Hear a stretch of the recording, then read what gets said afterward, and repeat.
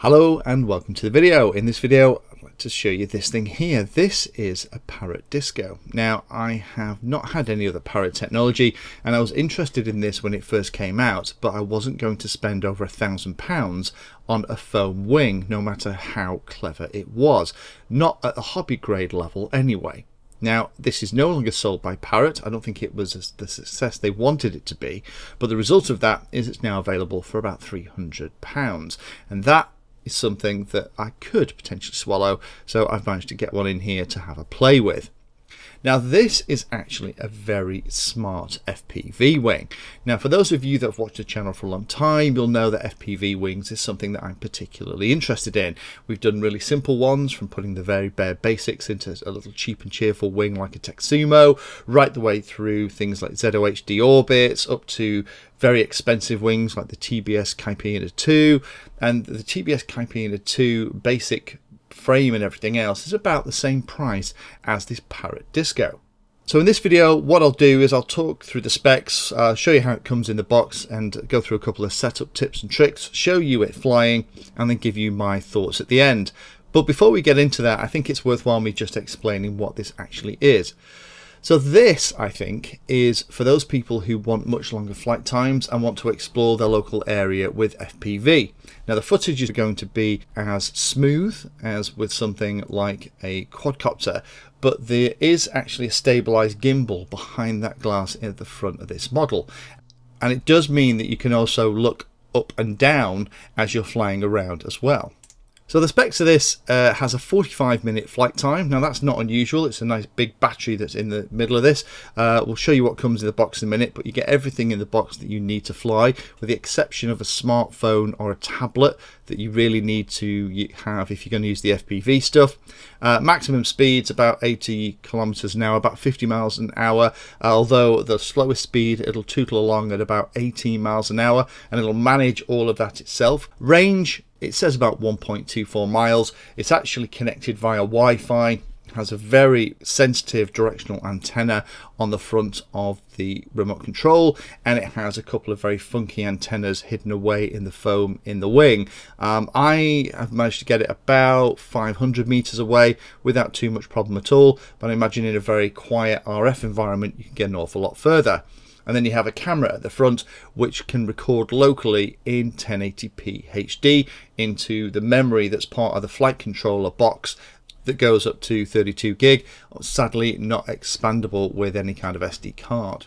So going back to what's actually flying this thing, here's one of them outside of the model. This is what it looks like. It's this red box with the white stripes, and there's the two Wi-Fi antennas out at each side. It has a GPS sensor in here. It has a pitot tube, so that big thing stuck up at the front is actually the button you use to turn it on and off, and it's also the pitot tube as well that's picking up airspeed. And it has sensors underneath to detect its altitude as well as all the usual things like gyroscopes, accelerometers and things inside. It's essentially a fully enclosed flight control system connected by Wi-Fi to the remote control, all ready to go out the box. If you don't want to fly it using the supplied remote control and use a more traditional radio, then that is supported. There are a number of ports at the back.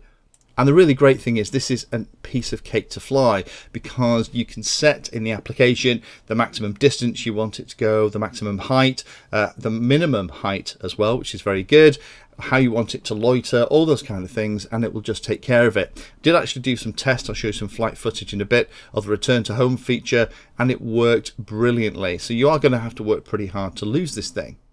So unboxing and putting it together is very straightforward. When you open the box, on the top you have the main body of the craft. The flight control and everything is already installed, all ready to go. You also have there on the left hand side, you have the controller itself. Again, it has the batteries installed, so they need to be charged. Although to be fair, mine were pretty topped up in this one. It only took me about half an hour on the charger to have the batteries read as fully charged. And you also have the FPV goggles that take your smartphone, and it slides into the front and allows you to use the smartphone as kind of FPV goggles. It has the lenses and everything in there as well.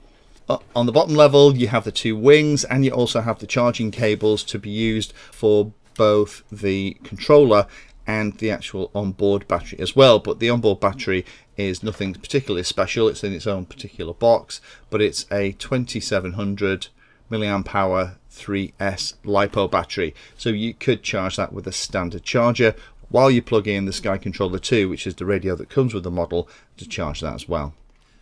Putting it together is very straightforward. You only have to make sure that the servo connects at the back are in the right place, and once the wings are snapped in, then you're good to go. Once the batteries are all charged, all you have to do to pair the Sky Controller to the actual Disco is you power up the Disco, and then you power up the Sky Controller, and they will pair together. You don't have to press anything or do any buttons. You download the application. If you search for Parrot on Android or iOS stores, you should find the application, install that onto your device, and then what you do is you connect the device using the standard cable that you'd use to access it on your computer into the Sky Controller 2, and then start the application, and then magically all the FPV stuff will appear on the screen. The only additional step that I took once I've got it all together, I did go through the application and have a look at the upgrades. There was an upgrade available. Again, didn't have to have anything plugged in, just did it all through the app, and it upgraded it to 1.7.1. Took about 3 or 4 minutes, and once it had come back up, everything was working brilliantly.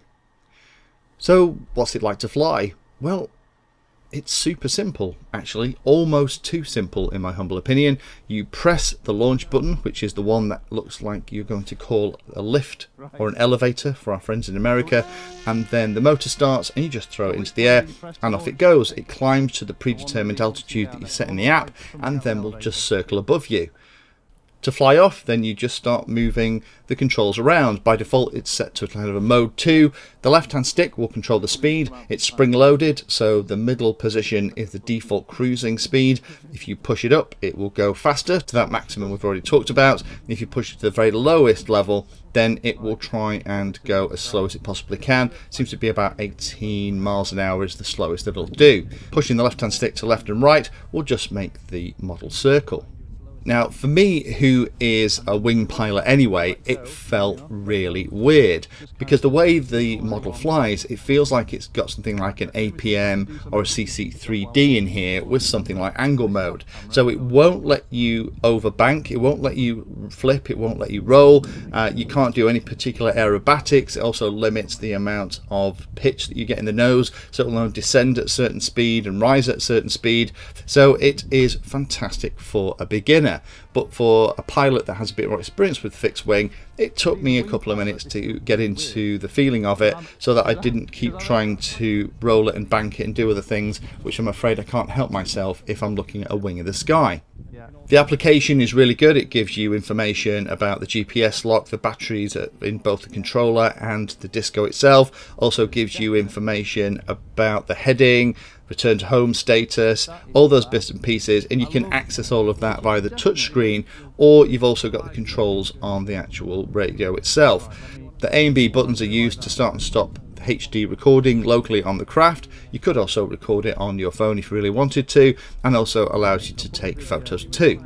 The thing that really impressed me is how hard they've worked to make this really tricky to crash. Now, it will not stop you flying into a building or into a tree, but there is a minimum height. So if you're at a decent height and you put the nose down and you fly it towards the ground at the maximum inclination that it will support, as it gets towards the ground, it'll pull itself up.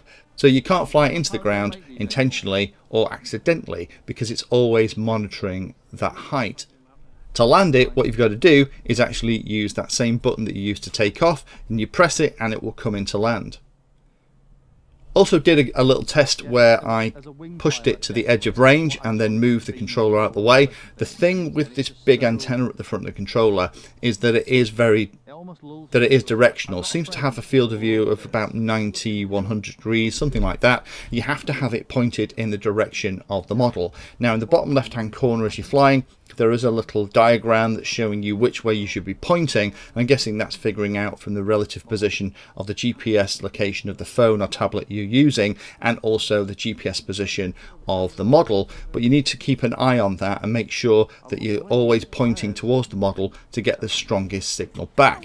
If you ever get in a situation where you're not happy, or the FPV isn't working, or you've been attacked by a mad bee at the corner of the field, then you can just hit the home button and the model will come back and circle above your head. Unfortunately, I think the mistake that Parrot made was pricing it at well over £1,000, or best part of $1,300. That's just too rich for the majority of people. For the kind of price at £300, this is actually really good. Now, I think if Parrot had managed to make it for a lower price, it would have been far more successful. You can also install Ardu plane on here, so the stuff that we run on Pixhawks and APMs you can stick on here as well, and again you can add your own different radio. But to be honest, if that's what you were going to do, I would actually go and get a Pixhawk and go and watch one of those other series on the channel and do all those other things as well, because this little model works brilliantly with all the stuff that's supplied in the box, and it's very simple and easy to put together, very simple and easy to get in the air, and almost too simple and easy to fly. So if you've been thinking about plumping for one of the discos that are still out there in shops, hopefully this will help make up your mind. I think this is an FPV wing for people who don't or haven't got a lot of experience of FPV wings.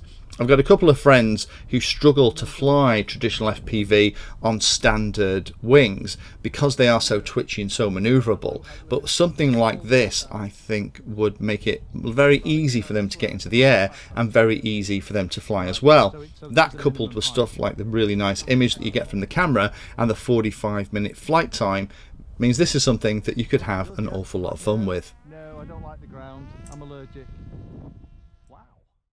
If you found that video useful or like the content, then please hit the like and subscribe button down below. If you want to go the extra step, you can become a Patreon of the Painless 360 channel and help provide support for what I do here. All the videos created here are put into playlists, so if you're interested in a particular topic, have a look at the playlist, and they all are organised in there to make them easier to use. If you're not sure if there's a video for your particular problem or topic you want to know more about, then add Painless 360 to the Google search term that you're interested in, and that should find the video, article or content about the particular thing that you're interested in having a look at.